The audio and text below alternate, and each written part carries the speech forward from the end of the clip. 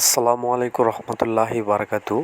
আগে আমি মানুষের মুখ থেকে শুনছিলাম নাকি ধুলাও কিনে নেয় মানুষ, আর আজকে আমি নিজ চোখে দেখতেছি ধুলা বিক্রি হচ্ছে, ধুলা বিক্রি হচ্ছে। এই প্রথম দেখতেছেন কীভাবে মনোযোগ দিয়ে সম্পূর্ণ ধুলাগুলো নিচ্ছে।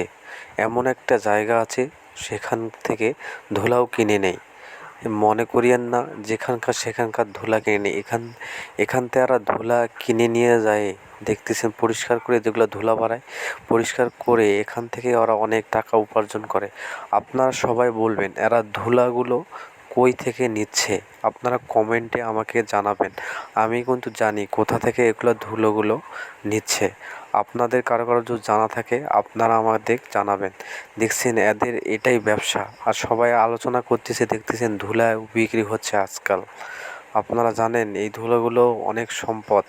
এখানে ক্ষুদ্র ক্ষুদ্র টাকা, ছোট ছোট বালুর মতো এখানে টাকা লুকিয়ে আছে।